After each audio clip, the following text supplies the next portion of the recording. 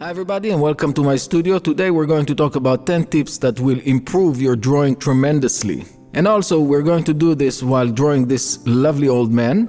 But also towards the end of this video I have a nice surprise for you, so stay tuned. And this is going to be a lot of fun. So let's start.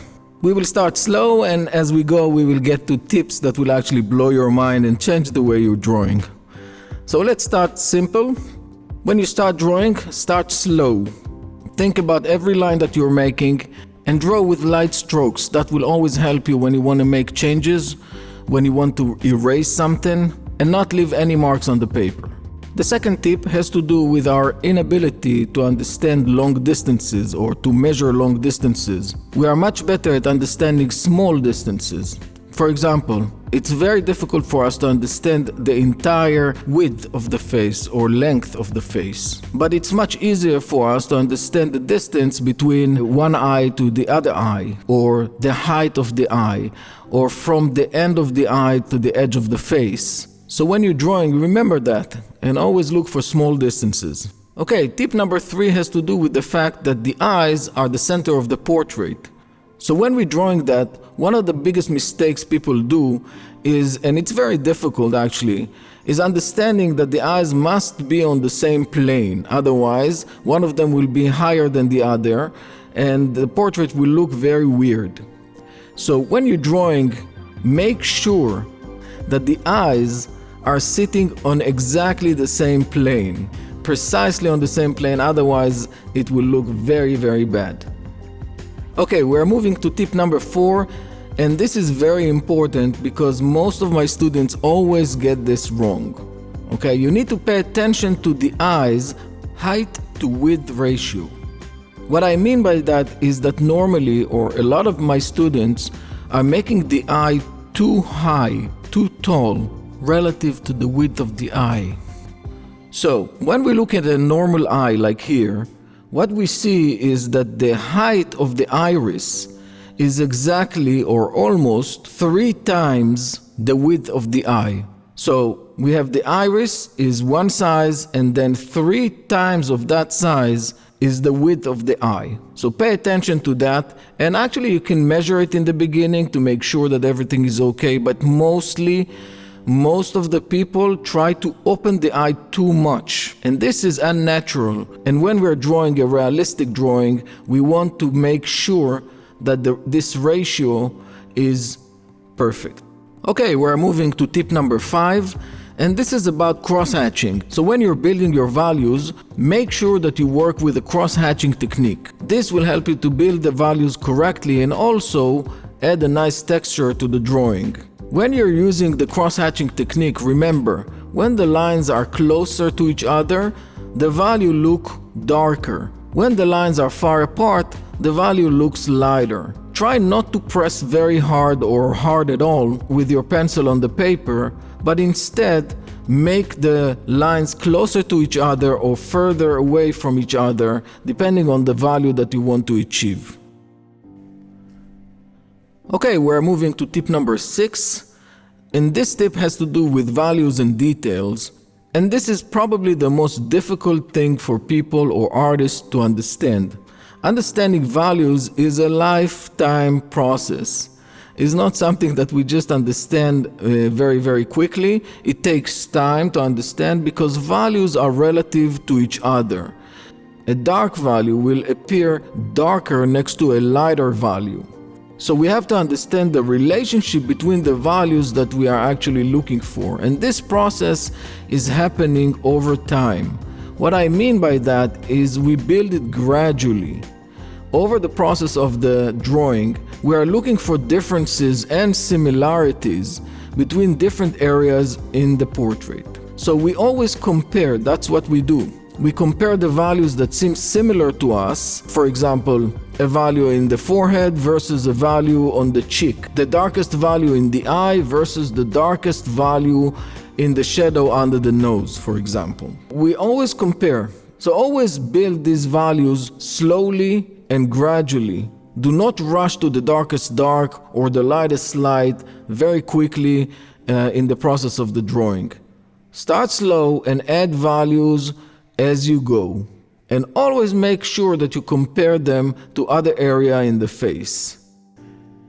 Okay, tip number 7 has to do with building realistic hair.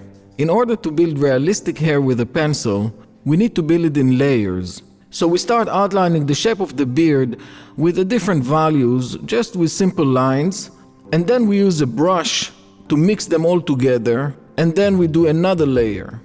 The second layer will help us understand the values much better and the groups of hair that moves in different directions. Then what we do is we accentuate areas with lower values, darker values, and we start highlighting areas with lighter values, and that we usually do with an eraser. In this case, I use a Tombow eraser to accentuate the highlights.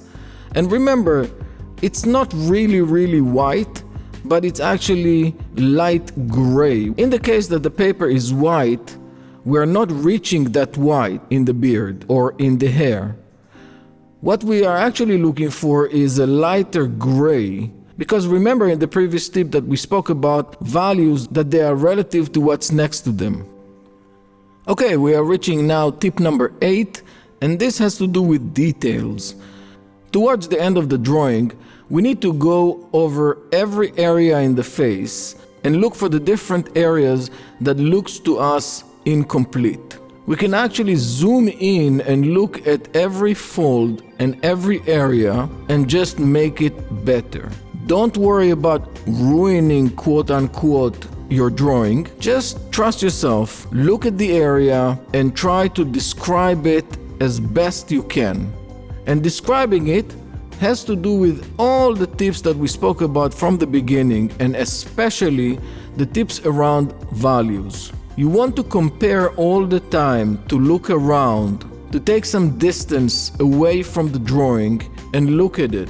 And try to be critical of yourself and try to understand how does it look in reality.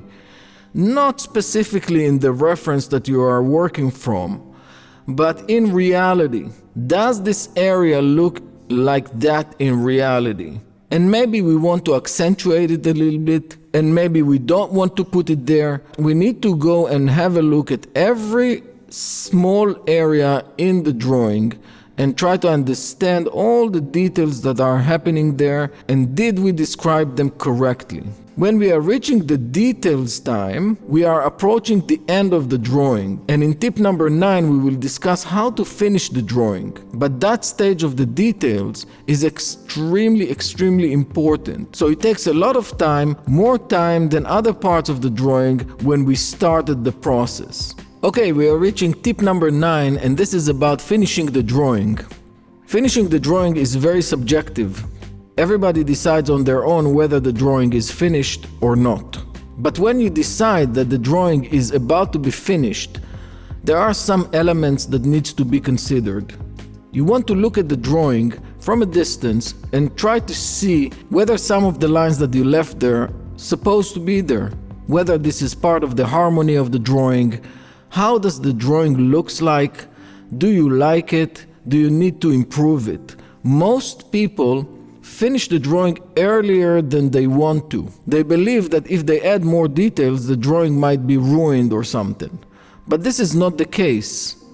Look at the drawing and try to understand if you like it or if you don't like it, or which part you don't like in the drawing. And then make sure that you take care of those areas. These areas are very important because when you finished and you look at the drawing a few months later, if these areas are not to your satisfaction, they will bother you all the time. So take your time, have a look at the drawing and make a decision for yourself on whether you are satisfied with the result, or maybe you want to add more details or clean areas or change anything whatsoever in the drawing. Take your time and don't rush anything. Okay, so we are reaching tip number 10. And tip number 10 has to do with the essence of drawing. Try to have fun. Enjoy the process.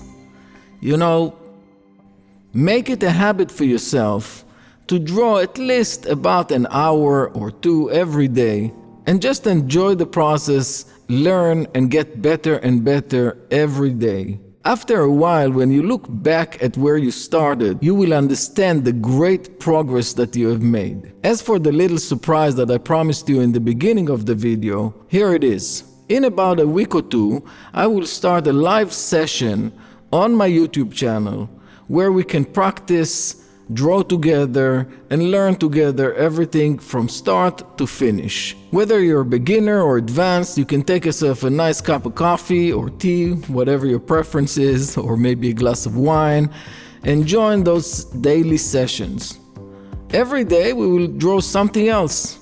Maybe we will draw an eye, maybe we will draw some hairs, maybe we will draw a nose or an entire portrait, as long as we can have fun together and learn. And you can ask me anything you want, and I will try to accommodate and help you with everything that you're struggling with, if you're struggling with anything. So let me know in the comments if you would like to join. You can subscribe to this channel and enjoy more and more videos that are coming. And I hope these tips helps you with your drawing. See you in the next video.